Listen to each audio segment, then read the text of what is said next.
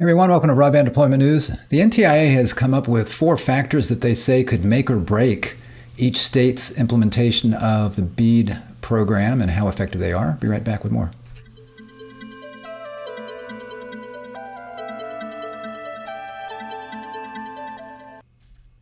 Hey there, Rick Uzzi with Quorum with Broadband Deployment News. So I saw this tweet last week, wanted to take a quick look at it today. So you see here, this is from NTCA, the Rural Broadband Association. So this is an association started out of rural independent telephone companies and cooperative telephone companies. I believe that it was Opasco sometime way in the past that merged with the NTCA. Opasco being, I believe, the kind of independent family-owned telephone companies. Then you've got other independent telephone companies and cooperatives, I believe, that are in there now. So it tended to be smaller telephone companies, but like all of the associations, they kind of changed their branding and their name to reflect broadband because that's really where everything's moving. And quite often, we don't think so much about cable operator and a telephone company so much anymore, especially as more cable operators start rolling out fiber, and we've got telephone companies rolling out fiber and kind of landlines not really being a thing anymore. So it's all about broadband operators kind of merging together into broadband operators. That's NTCA, which they call themselves now the Rural Broadband Association. So you see here the NTCA, or excuse me, the NTIA, National Telecommunications and Information Administration. The NTIA says 2024 will be the year of execution for BEAD. And here are 4 factors that the NTCA says could make or break the success of the BEAD program in any given state. So there's a link here to a PDF that I'll look at, but then you've got also some images here. So they mention most states are early in the challenge process, which is critical to determine which locations are eligible. Large BEAD project areas may make small and rural ISPs less competitive. And again, they are advocates for smaller ISPs. BEAD presents a once-in-a-lifetime investment in broadband, but it must be matched with future-proof technology. And you could read future-proof, you should just read fiber generally, is what we're talking about there. Matching fund requirements, reporting mandates, and the taxing of broadband grants may make small and rural ISPs less competitive. So again, they are advocates for the small and rural ISPs, so they're making those points there. So again, there's a link to a PDF here, which I'll look at. So I linked to this tweet and the PDF in the description of the video if you want to check that out. But here's the PDF. It's just a one-pager, very quick, but I thought I'd go through it real quick here as well. So you see 4 factors defining the year of execution for BEAD, and that's what NTI is calling it because so much is happening this year. Again, we've got all of the initial proposals are in Volume 1 and Volume 2, and all states now are starting the challenge process. And as it mentioned here, most of them are early in that process. And that whole process is trying to determine from the maps that we have so far, which is much better than they used to be as far as defining which locations are broadband eligible and which or should have broadband, which are broadband serviceable locations, and which locations have broadband from the perspective of being served or having service that's over 100 by 20. So we've got pretty good information on that now. We know it's not perfect, but it's way better than the census level information that we had just a few years ago. So that process now, though, needs to continue as far as the states know how much money they're getting, and they now need to lay out exactly where they believe their unserved and underserved locations are, and then anyone can challenge that information and say, wait a minute, you've got this area listed as served and it's not. Or vice versa. You could say you've got this listed as unserved, and an internet service provider could come in and say, wait a minute, we are covering that, or we've got a build project going on and that'll be covered here very shortly. So those are the kinds of things that are going on in the challenge process. So that's going on, and then by the end of this year, there will be some states, I believe, that will start sub-granting, or at least talking to their grant, probably not subgranting at this point, figuring out who, setting up their project areas. They're I'm sure they're in the process of doing that now as well, kind of in tangent with that, but figuring out who they're going to work with to build these networks, what internet service providers in their states. And so a lot's going on. Money will probably not be released for a lot of this until next year, and networks may not be built until a year after that. So there's some time going on here, but this is a big year as far as again, challenge processes and determining subgrantees, those kinds of things. We see here the BEAD challenge process is critical to determining which locations are eligible for funding. As I just mentioned, most states are just beginning the process. ISPs should monitor and participate in challenges. So this is a note to the ISPs that you should be involved in this challenge process, because it could be, again, an area where you provide service that maybe on the map it says you don't, and you want to make sure you're involved and correct the record there. So even if you do not plan to bid for funding, as a necessary step to help prevent overbuilding of networks, promote efficient use of funds, and ensure effective coordination with other programs. So even if you're not going to build, you want to make sure somebody else doesn't get funded to overbuild you, because number one, that would be a competitor that you didn't have before that's getting funded. That's bad. If a competitor comes in and the government's giving them money to compete with you, you certainly don't want to do that. And again, it's not efficient use of funding just for all of us as Americans. We don't want to be spending money trying to close the digital divide when there's not a divide there. It may not be that there's competition there, which means that prices might be a little bit higher than people would like because there's only one provider, but certainly we want to spend the money for the BEAD program in areas that are not getting reliable broadband service right now, which would be in the NOFO, Notice of Funding Opportunity. It's generally considered, again, served is over 100 by 20, underserved is 120 served is a 120 or better, 100 by 20 or better, and then under 100 by 20 would be underserved, and then you got the lowest, which would be 25 by 3. Under that is unserved, right? So those are your levels: unserved, underserved, and then you've got served above that. So we want to make sure that all unserved are covered, and then preferably all underserved. Hopefully every state has enough to do that. All of their unserved and underserved, they should have enough money. The question is, can they do it all with fiber? That's really the big question. A lot of states can, a lot of states can't, depending on how big they are, how many unserved locations they have, how many underserved locations, how hard their topography is. Those kinds of things are going to make a big difference on whether they can cover it all by fiber, most of it by fiber, or only maybe half of it by fiber. But it's very important that we spend the money where it's supposed to go, which is to build out broadband in areas that are unserved and underserved. Large BEAD project areas could discourage small providers from participating and drive costs higher.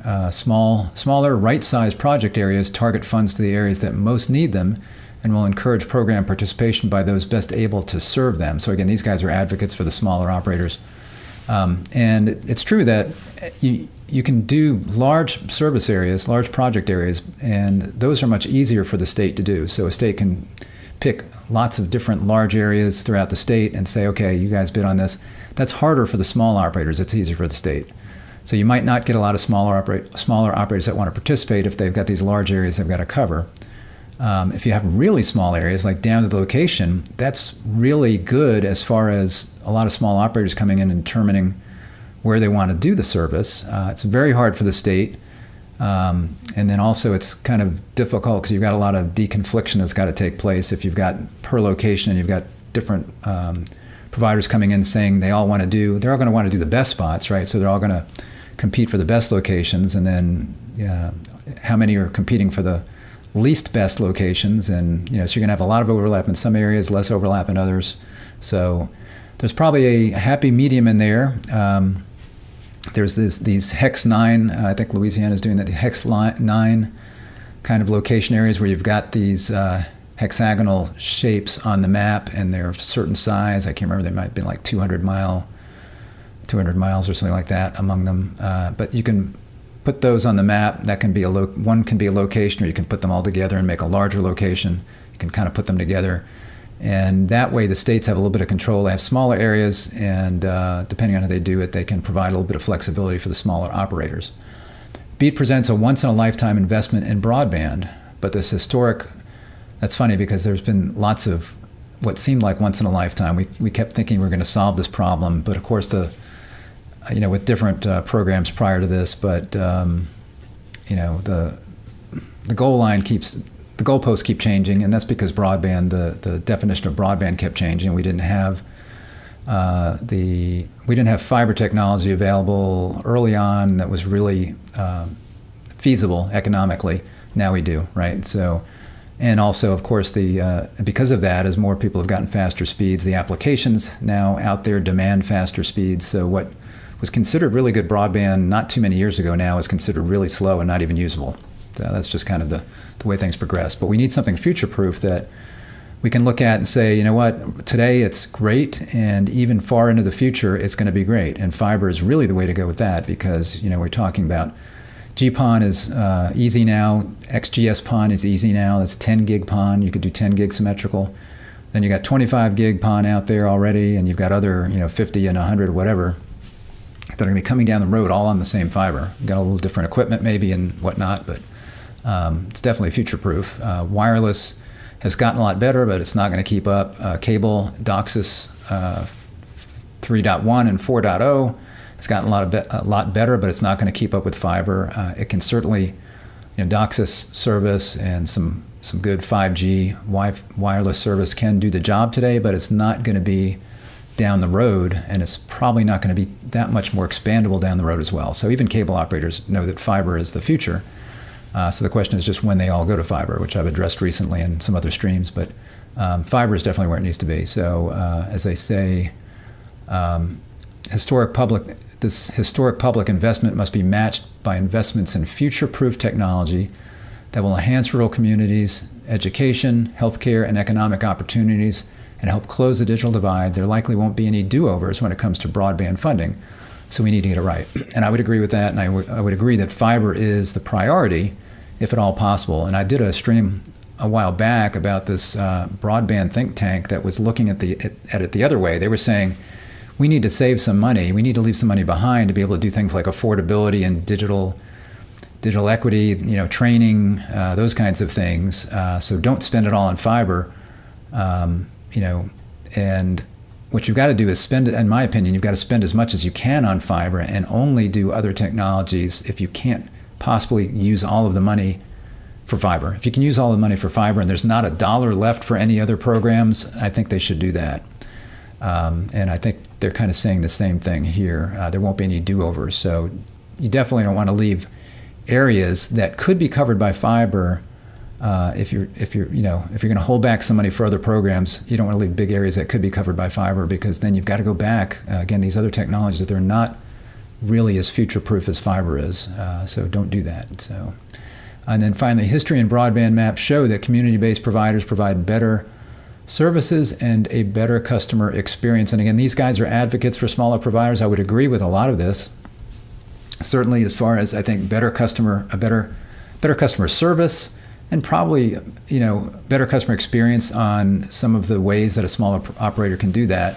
The big operators, they have lots of money, lots of resources. So again, you've got Comcast and Charter on the cable side out there already implementing lots of upgrades where they're able to provide gig down and decent speeds up, and then Comcast doing DOCSIS 4.0 symmetrical, so they can do, let's say, gig symmetrical over their DOCSIS plant that they're starting to roll out in places using that new technology. I'm spacing on what the name is. You've got extended spectrum DOCSIS, then you've got full duplex. So Comcast is rolling out full duplex in places where they'll be able to do symmetrical over cable plant.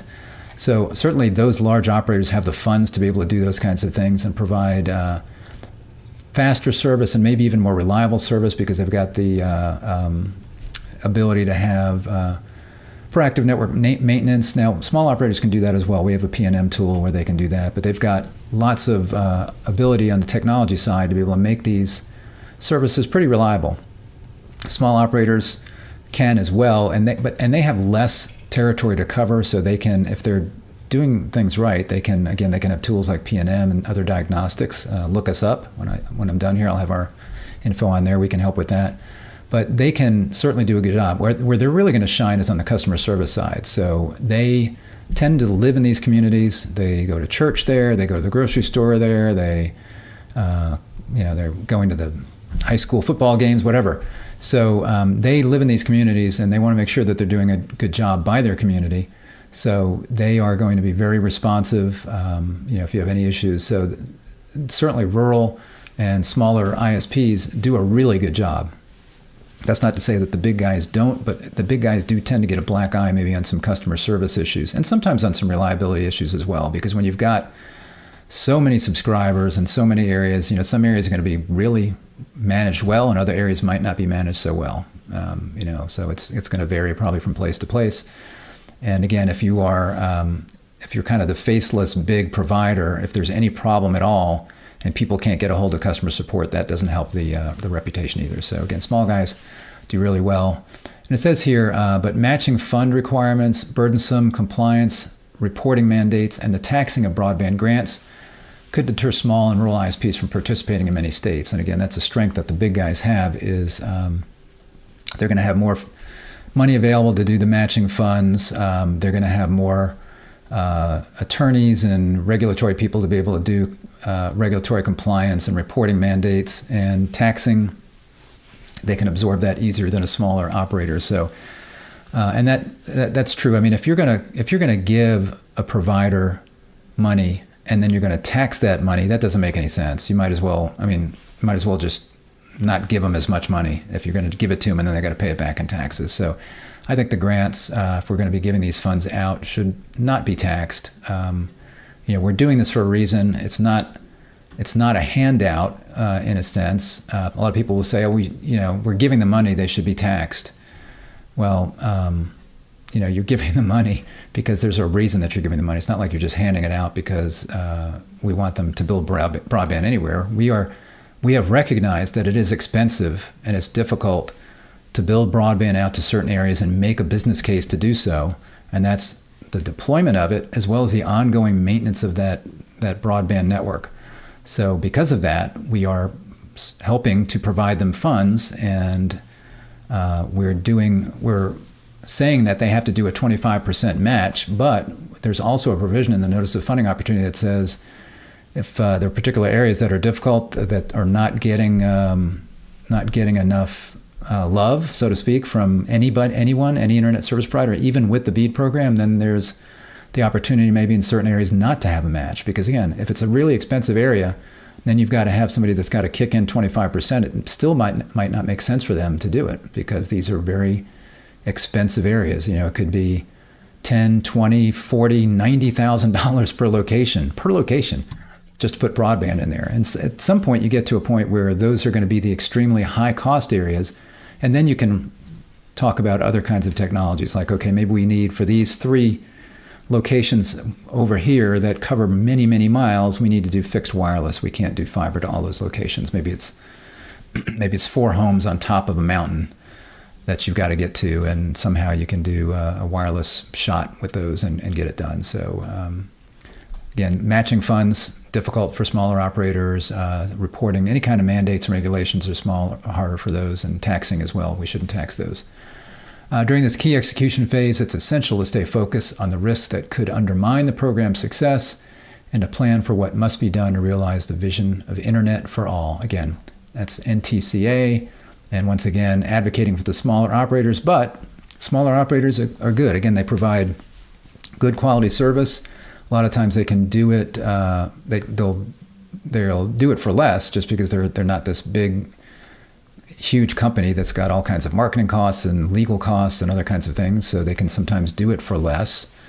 In the notice of funding opportunity, certainly I think, I think the NTIA would prefer that a lot of the funds go to smaller operators.